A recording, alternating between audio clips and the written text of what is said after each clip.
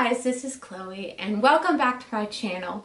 But today we're going to talk about why I want a wheelchair, more specifically a manual foldable wheelchair. Now if you're coming here to seek advice about a custom wheelchair, I am not your girl as of yet, because I'm just getting manual foldable, not custom.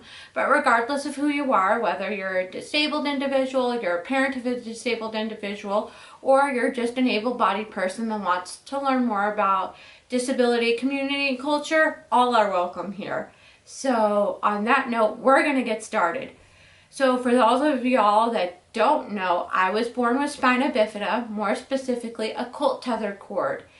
And there are three things that I took into consideration when getting my wheelchair. Number one was the physical aspect. So my legs get tired and fatigued when I walk for long distances. And more specifically, my legs get tired and then the pain radiates into my back. And then number two is I can't really keep pace with other people. And then number three is I sometimes have bad pain days with no explanation. And number four is I am prone to trip, either because loss of muscle control or especially when I'm in pain and I overdo it. And then number two is the mental aspect. So with the mental aspect of things, I was just feeling sad and frustrated. Third is emotional, but I feel like those two things can kind of go hand in hand with this video. So again, I felt sad and frustrated. And I also ended up having multiple talks with my therapist. Now, I also forgot to mention that I did come up with a pros and cons list and spoke to my therapist about the pros and cons list and everything. And I made a template similar to what I used, and I am going to put that in the description. So back to the video. And I told her my mental state and everything, and she also runs a day program that I participate in for individuals with autism. So she's able to not only hear what I have to say, but see it as well. And she agreed that getting a wheelchair would be best for me physically, mentally, and emotionally. I feel like regardless of who you are, people take into consideration like physical aspects of things, but a lot of people don't take into consideration the mental side of things. And especially, they don't know how someone is while they're at school, on the job, or in college. They're not there to see how they're acting and how they're feeling. They can only ask. And I feel like the mental aspect plays a huge part into getting a wheelchair as well. I know that it's probably a gut punch to hear that your individual needs a wheelchair, or you're just grieving the fact that they need a mobility aid.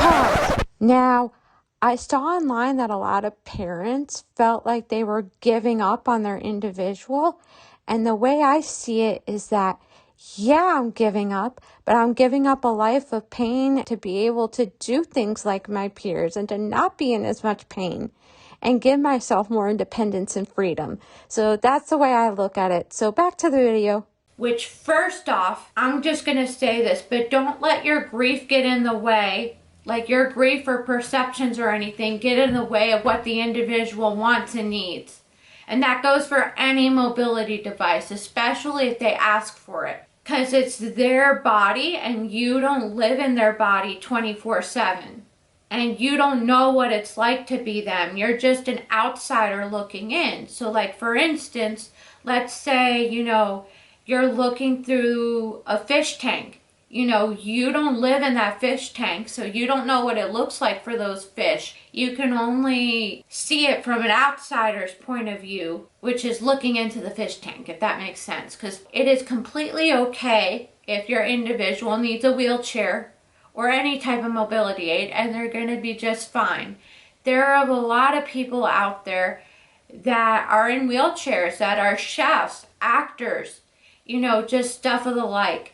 And they became really successful. And my goals for the wheelchair is to reduce fatigue and to be able to keep pace with, friends, family, colleagues, whoever it is, and to just be happier. Now, you may be wondering what I'm going to be doing with my foot orthotics and my ankle foot orthoses. So, my foot orthotics I still have to wear, except for when I'm like sleeping and swimming or doing anything that involves getting wet. And then with the ankle foot orthoses, that in the wheelchair would depend on the situation. So, like for instance, let's say I am going out to the store to get my medication. Then that's somewhere where I would need my ankle foot orthoses. But inversely, let's say I'm having a really bad pain day and I need to go out to the store to get my medication, then I would use my wheelchair for that instance as well. Just depends on the situation. That's it. Thank you for watching. I hope to see you guys again soon, and bye. One more other thing that I did forget to mention though is I am going to be making a video about the process, because trust me, it was a process that I, almost thought about giving up on a couple of times because it was that grueling and bad. By the time I made this video, I have not gotten the wheelchair yet, and I want to do the whole process from start to finish.